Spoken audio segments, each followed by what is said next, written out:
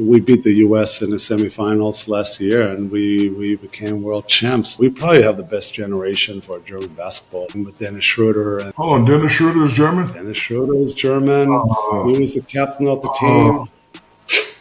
Stop. I don't mean to be funny, but is he a black German?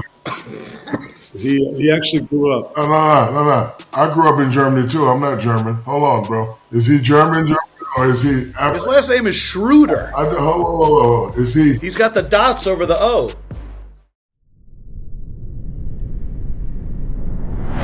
Yeah, I do it big.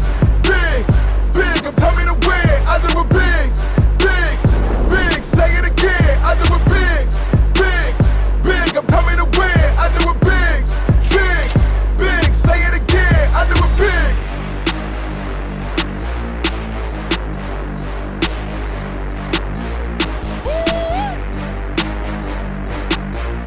I do it big. Say it again. I do it big.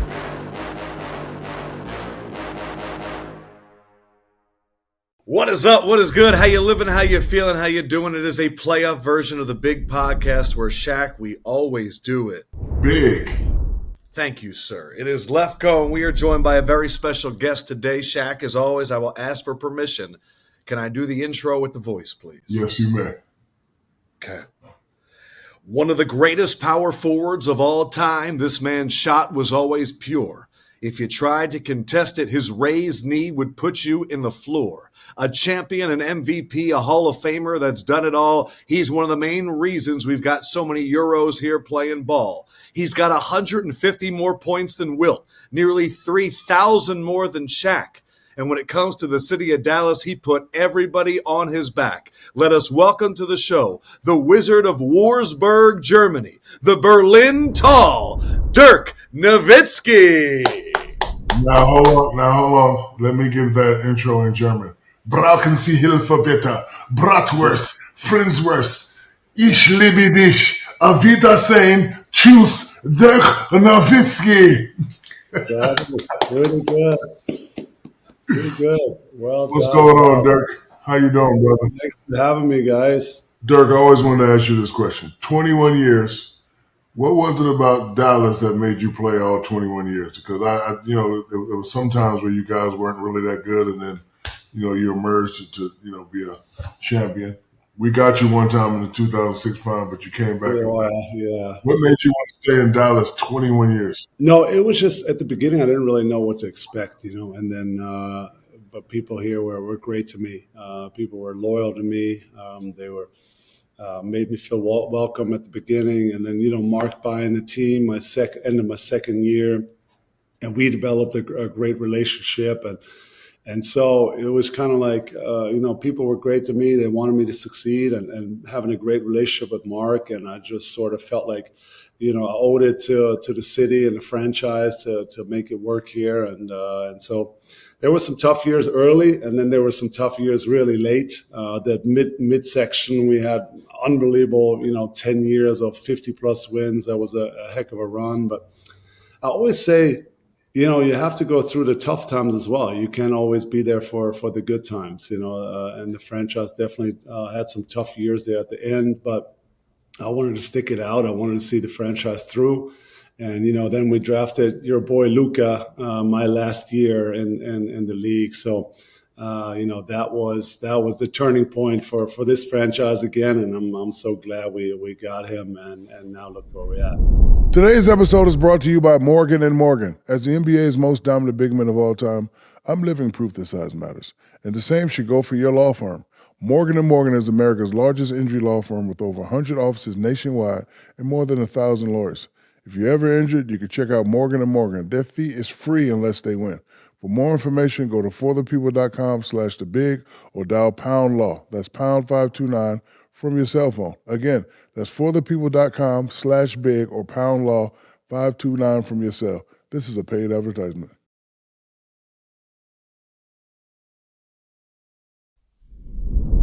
Yeah, I want to talk about that first. So, we have certain franchises that have had that perfect transition in different sports.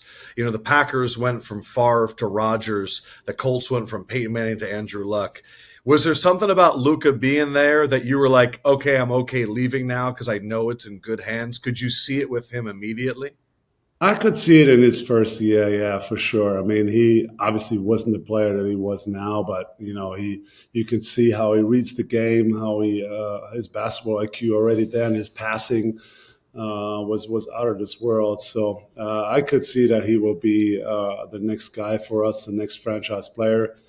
But I didn't think he was going to go there, averaging triple doubles over a month, being MVP, leading the league in scoring this year. I didn't see all that coming, but his upside. I mean, everybody saw it. His how he reads the game. I'm sorry to interrupt you. Do you remember the first moment, whether it was a practice, a play, anything that caught you by surprise?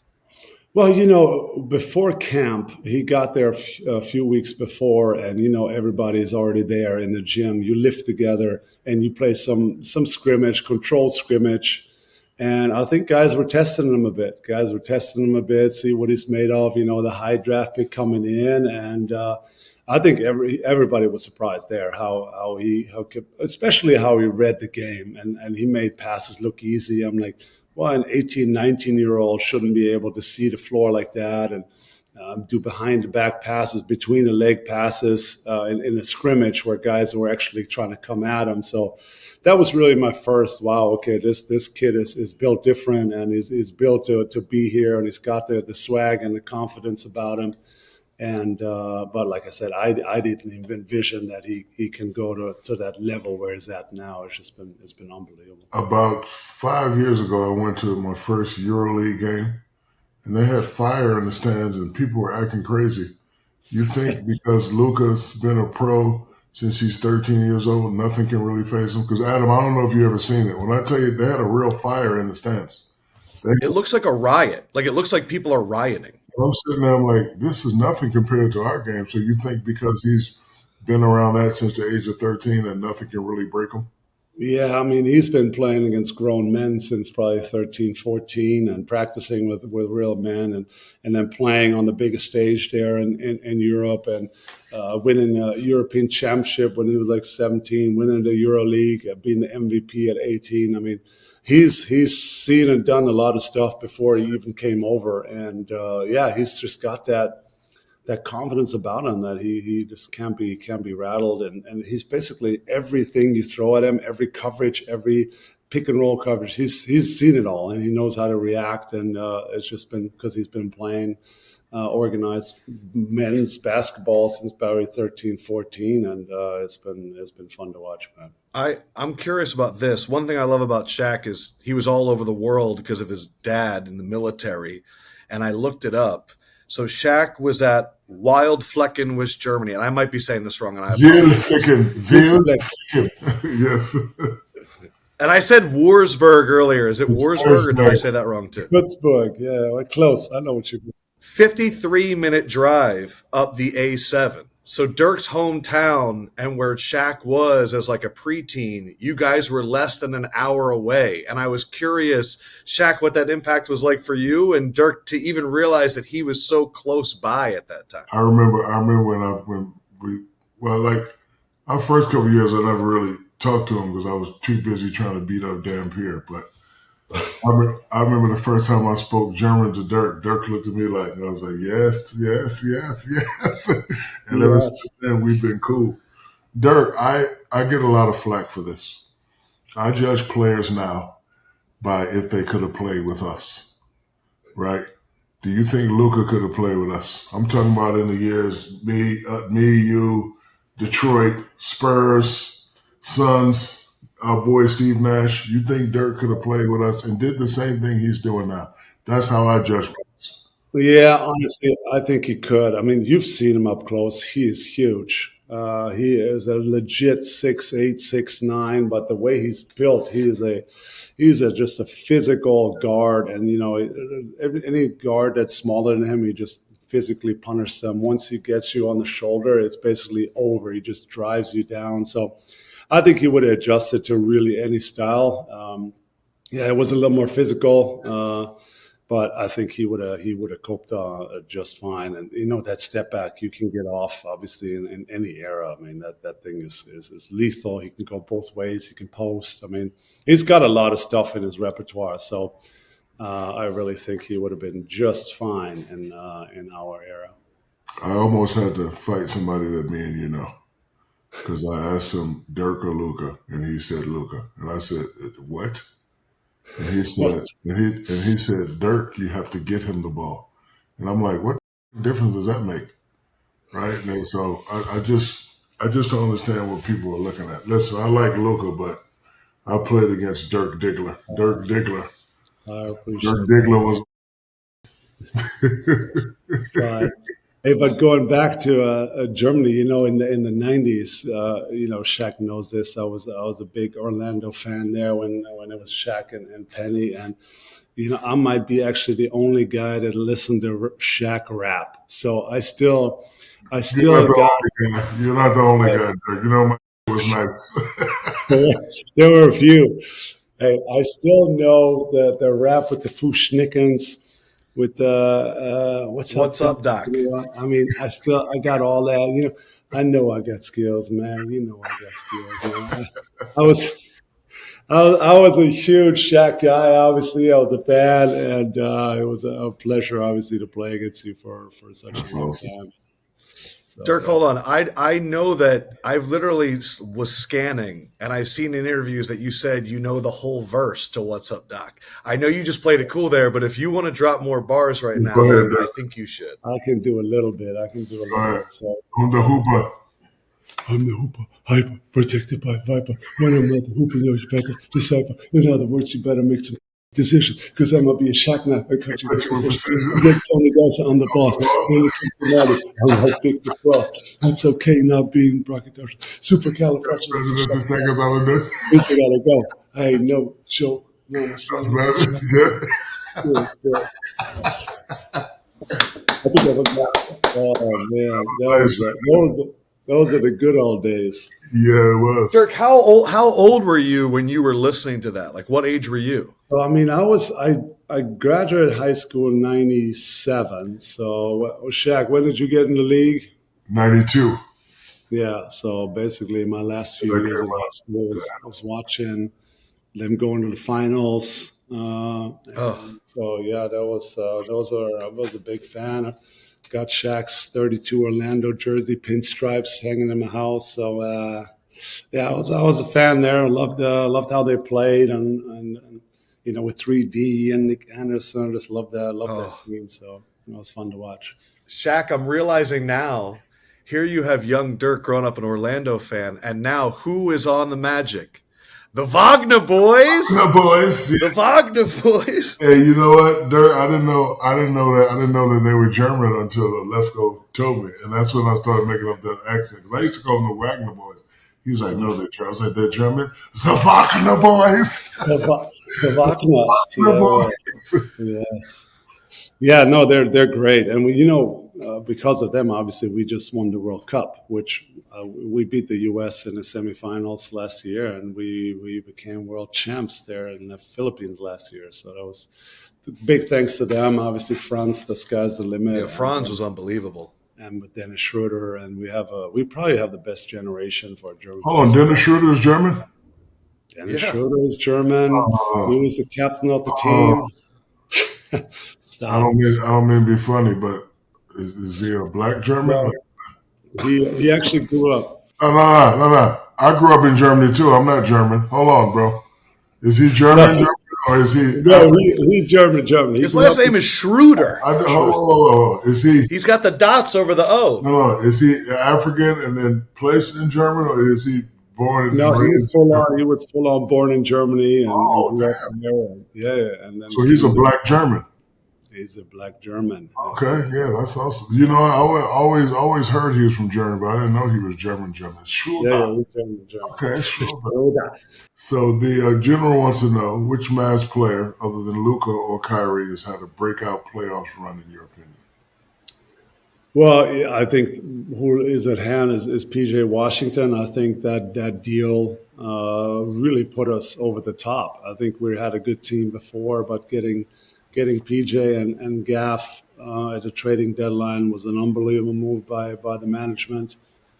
Gave us some depth, gave us length, and PJ has been incredible. And I think in Charlotte, maybe at times, I don't know if they wanted him to score too much or I'm not really sure what the problem was, but here he's just a perfect fit and match for the guys.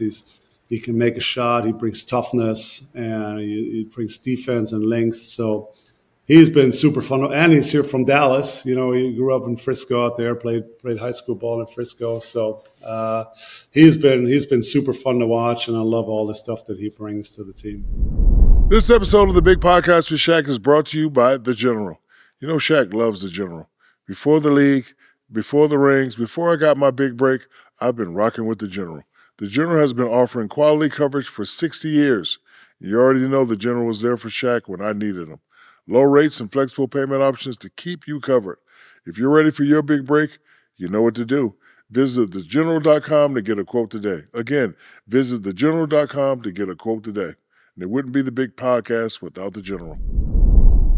I can ask Dirk something, and I need Shaq to kind of weigh in on it first. I remember when I first met Shaq, my fiance was there. It's my wife now. Adam, I'm not Shaq right now. I'm Dark Nowitzki. So say my name right. Dark Nowitzki. Perfect. You got Dark Nowitzki. Dirk, what do you think of his nickname, Dark Nowitzki? I'm like Dark Nowitzki on the baseball. I was dying laughing when I saw that a while ago, and I think on NBA TV. And so many people sent me that, and I was like, "Jack, it's nuts." I mean, what do you expect? He's the best. Dark, it's crazy. So Dark. I remember the first time you met my wife, Dirk. My wife is Nigerian, and Shaq looked at me and he was like, "Oh, okay." And I have heard for a long time, because your wife is black. Shaq, you first. When you heard that Dirk's wife was black, did that change your perspective on him? And I'm curious, Dirk, how did the rest of the team treat you? Because I feel like people treat you completely different when they find that information out. I found out accidentally, and I don't know if Dirk knows this, but we all leave the same way. So one day it was this gorgeous person standing back there, and I was like, "Oh," it's like, "That's Dirk's wife." I was like, "Oh, okay, my bad." But after that, I knew that he was down. I knew that he liked the chocolate. I knew that he likes the chocolate bars. Yes, I knew that it was good. I was getting made fun of a bunch because every home game was bringing that to-go plate, and so on social media, I mean, the cookout, I was invited to every cookout, and I was bringing the leftovers to the game and all that. So that was I definitely took a lot of heat on social media. Wait, Dirk, what was on that plate? What was on the to-go plates? Like, what were the staples? It wasn't even that fancy. I was just, I wanted to make sure, back in the day, when you're in your 30s now, you really have to start to take care of your body so you can, keep up with the young boys. And so I just wanted to know exactly what was in my food. Of course we had catered food and stuff after the games, but it was usually restaurant food. And I didn't know, was it a lot of butter in it? What was it made in? And so I just wanted to know exactly what the ingredients were. So it wasn't oxtail. It wasn't anything super fancy. It was usually just a piece of fish or, some vegetables, but I knew exactly how it was prepared. Yeah, it wasn't anything fancy. So you always hear these people, the next Jordan, the next Shaq, the next LeBron, next Kobe. Who's the next Dirk? I want to hear from the original Dirk. Who is the next Dirk? Well, there's a lot of guys out there now that can spread the floor and shoot. I mean, we were both part of this change where late 90s, 2000s, still a lot of banging and a lot of ISOs, and then over the years, everybody started shooting. They started putting some different rules in, and just now the skill level of the bigs is just has been incredible to watch. How now everybody could shoot. Now they initiate the offense. They bring the ball up, play through the bigs at the high post. And so, I mean, the skill level of the bigs has improved so much across the board. It's been fun to watch. I'm not quite sure who, I guess, the next Dirk is, but I mean, it's been fun to watch for me to see the big guys improve and shoot the ball with range now. And I knew you were going to say that. I knew you were going to say that. I blame you, Tim, and KG for all this, and Sabonis for all this stuff that we're going through now. I used to hate to try to guard you guys on that pick and pop. I'm like, oh. Oh man, we used to try everything. Hey, I'll never forget. I think it was my second year or something, and Nelly came in and was like, "We're gonna try to guard Shaq a little different today." And he looked at me and was like, "You're guarding Shaq," and I was like, "What are you talking?" I thought he was joking. So he's like, "No, as soon as Shaq crosses half court, you just stand in front of him." And as soon as they throw the ball over, here comes Sean Bradley, and then you guys trap him, it'll be fine. He's going to pass the ball out. The first time the ball goes over my head, I turn around.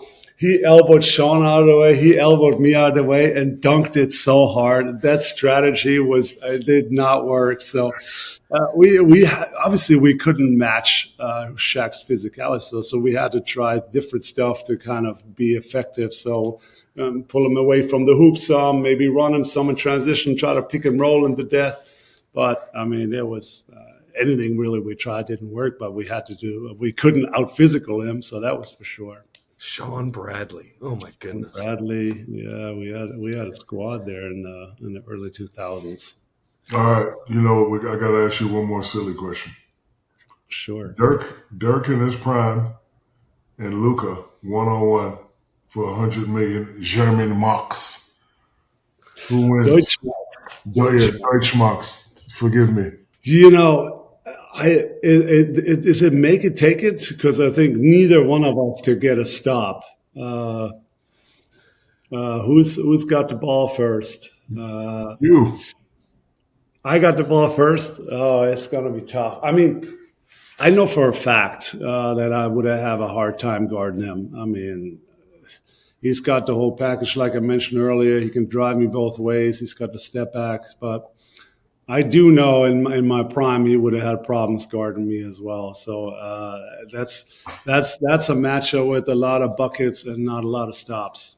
You know, it's crazy at watching Luka's game because I've been sitting on the floor these couple games. And as a fan, forget Shaq, the basketball player, his shot looks like it's easy to block, but it's not. Like Adam, he's out there. He's not fast. He's not slow. He's just going doom.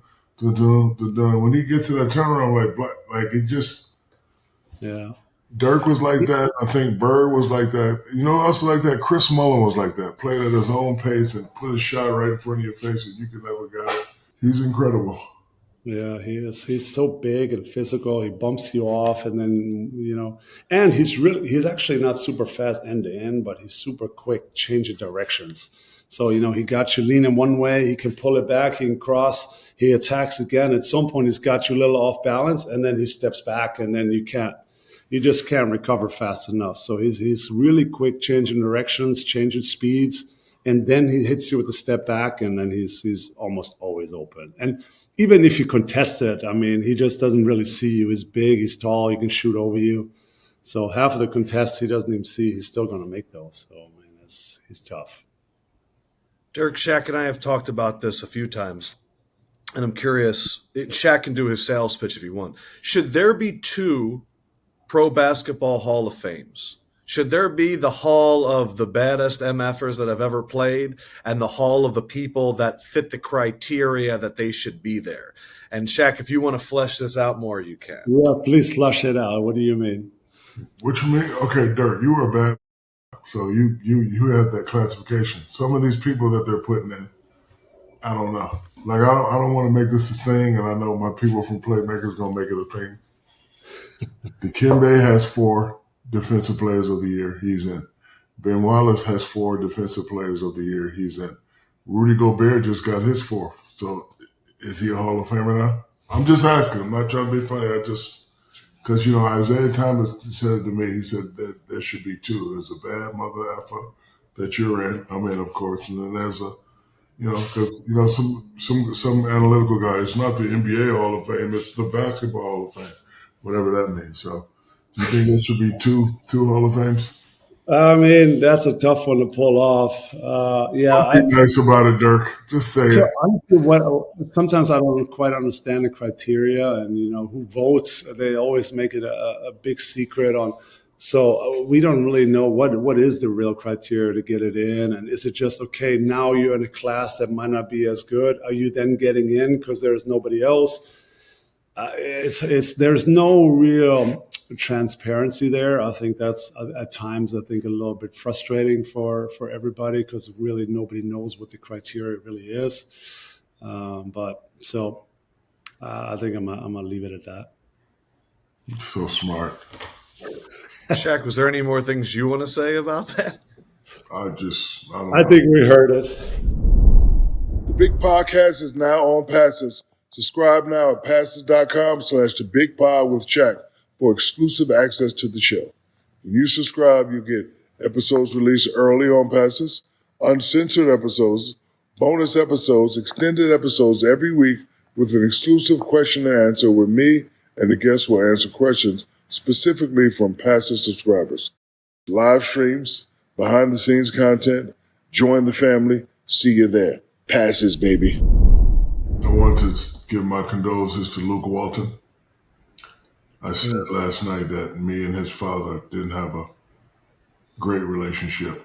I didn't want to be one of those guys that, we had a respectable relationship. And what he was trying to do was get me through the big man rites of passage. And I admitted last night that our relationship wasn't as good because I probably was a little sensitive, like criticized a lot, boom, boom, boom. But one day when I was getting ready to explode, I just told my mom, next time I see Bill Walton or somebody that says something about me, I'll punch him in his face.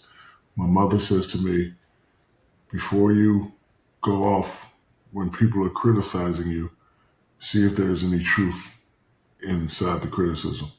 So after I learned to take what these legends were saying about me and put it all together, it just formed that Shaq that got all those championships. So, we saw each other last year at the Final Four. We hugged, grieved our differences, but I didn't want to be one of those guys on the internet, because people know our relationship was up and down. But I thought about it last night. I was like, why was it up and down?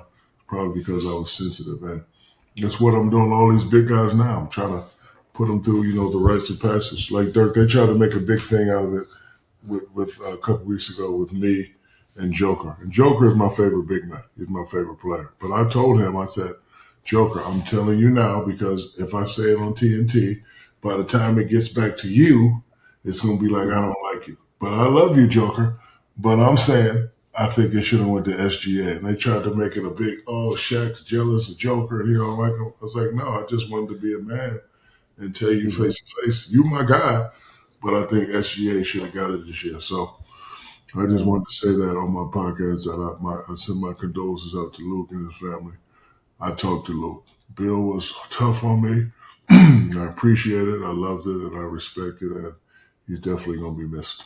Shaq, you've shared those stories before about Kareem and guys like that. Dirk, did you have former players and all that were criticizing you early in your career that gave you extra motivation? Well, it was hard for me my first year. Back in the days, there were not that many Europeans around. And, every time I was guarding somebody in front of the opposing bench, they were, go at him, he's soft. I mean, I heard all that. And it's just, but that's part of it. You have to kind of learn how to hold your own and get, draw motivation out of the naysayers and doubters. And all I want to do is just keep working. Every summer I try to add something, get better, get a little stronger, so you can hold my own a little bit and rebound a little better. And just that's what I try to do, is always just better. But there was guys that would go at me all the time. I mean, KG was one of them. He was wild. I mean, he would sometimes, I would get out of the huddle. He would already pick me up out of the huddle and follow me nose to nose everywhere I went. And he was hard on me early on. He tried to go at me all the time, and we even had battles later in our careers when we played against each other for a decade plus. And he still had that intensity, and so he was one guy that always drove me and motivated me. 2 follow-ups to that, because KG literally makes me laugh every time I see clips of him yelling at people. Number 1, do you remember any of the reckless that he said to you? Like, is there one that still makes you laugh that he said it to you? No, I mean, it was a lot about you soft and this and that. So that's what I remember. And then but I don't really want the specific. It's kind of like, you go in 1 year, 1 out year, and you just compete at the highest. The other question was, do you remember when you earned his respect and he gave you that KG like head nod where instead of like thinking you're soft, he realized, oh, I'm going to be battling this guy for a decade? I think it's when I was my first All-Star game, and that was I think my third or fourth, maybe fourth year. Now back in the West in the All-Star, my first All-Star. I'm in the West. Shaq's in there, Kobe's in there, KG, Tim Duncan. I'm literally walking around. I'm like, this is the coolest thing I've ever seen. So me and Steve Nash, obviously, who played with me, we got to be first time All-Stars together. And so to go through that with one of my best friends was I'll never forget my first All-Star. And then I think KG respected me a little more after that, and we had some good discussions. And around the All-Star game, he's completely different. He's fun. You talk to him in the in the locker room. He's joking the whole time. I did not know he was like this, because when you see him in the regular season, I mean, he's all business and all hard and all wants to just elbow you the whole time down. But in the All-Star game, he's such a fun guy. I mean, he's joking around all the time. So. That one surprised me a bit, but I would say after my first All-Star game, I think I was accepted a little more. Which players, past or present, would you have liked to have played with before you retired? Well, I'm the biggest Michael Jordan guy. That was my hero growing up in the '90s. I would have loved to obviously play with him. And then funny thing is, when he made Game 6 in the shot to win the 6th title in Utah, he retired the following year. And that next year was my first year. So I didn't get a chance to see MJ in Chicago. And then, of course, he came back a few years later with the Wizards, which was still amazing, great experience. But, of course, it wasn't the MJ of the Bulls anymore. So he'd be my one, and I always say, of course, Shaq, a dominant big guy like that. I think you would have helped me get a lot of looks from the outside.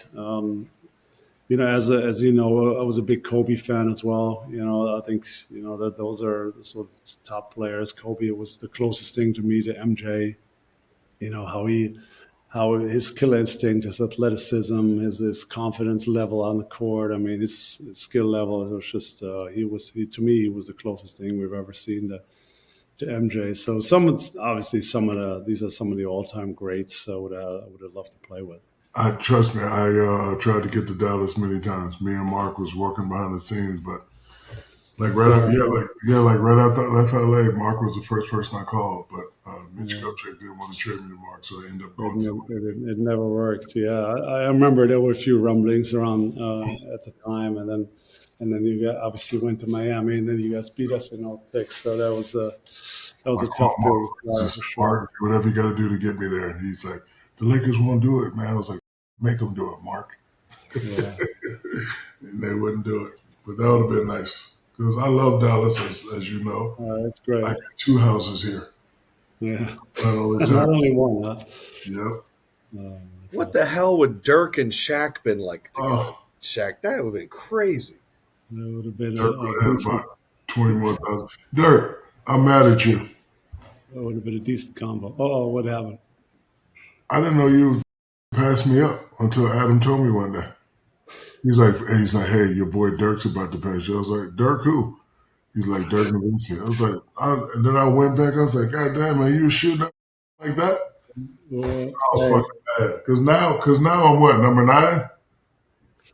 Around there, yeah. I'm going to be a bum. I don't believe it. Yeah. I'm going to be out the top 10. I'm a bum. Hey, I played a long time. I kept, even at the end, I kept hoisting those jumpers. Hey, and if you shoot threes, that is a point every time more. So, that does help. That does help. Yeah. I have heard Chuck tell the story of them facing you when you were like 18, 19, and like you're tearing up Scottie Pippen, and then they come to you and they're like, who the hell are you? And you're like, listen, I got to go serve in the Army. Did you really think you were about to go serve in the Army? Like, was that like a real possibility? So I actually did. It was mandatory in Germany for a while. So when that team came over to Germany, I was actually in the Army. And so I did 2 months of regular basic training, where this was like a couple months before those games, and then for like 6-7 months I was in a thing called a sports company where I could train. Then full time I could train in the morning, train in the evening, and just that's really when I started to be a professional. But at the time I was still in the Army.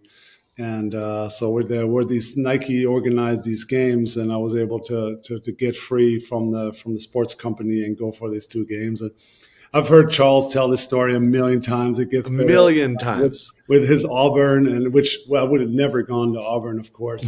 But the story changes a few times over the years. I think one time I had 50 at halftime. Obviously, I didn't even have that many.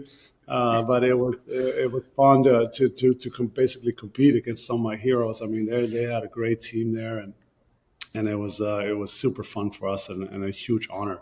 Not knowing that basically a year later I would be in the NBA. I mean, I had no idea this was going to happen like that. Yeah, the punchline of Dirk, you're 7 feet tall, you're not going to be in the Army, you can't hide, is always good. For sure, yes, that's always a hit. What would you have done if you had to go to combat? Like, what would have been your specialty? I was in Do not reveal the secrets of the German army. the German army. Was a good. I don't know. I think I was more. I wasn't really on the front line kind of guy. I think I don't think so. What we were training was more in the back, coming in and serving and replacement of machines and stuff like that.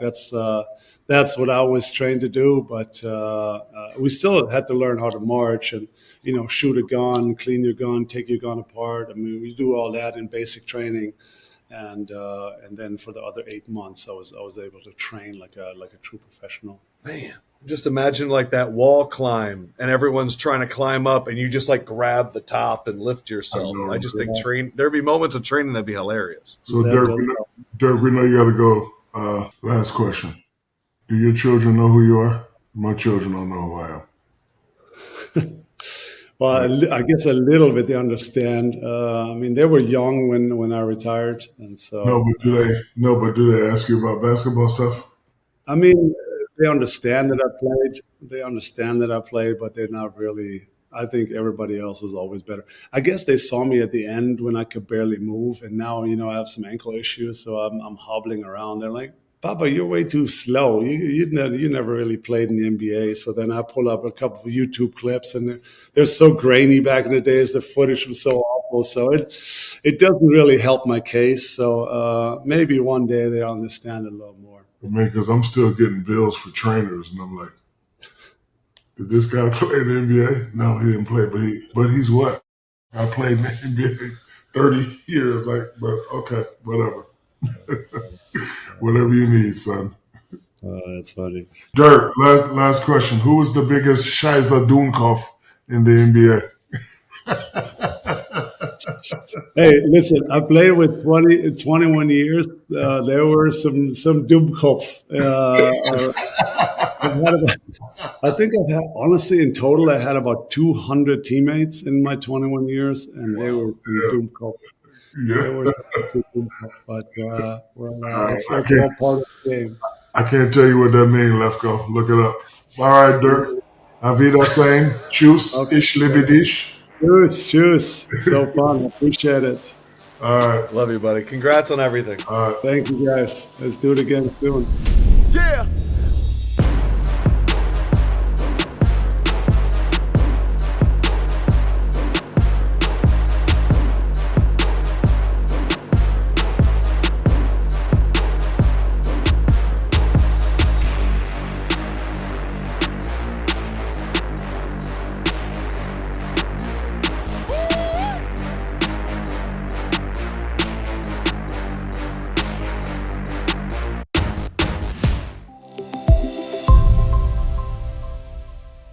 I'm Dark Nowitzki. So say my name right. Dark Nowitzki. Perfect. You got Dark Nowitzki.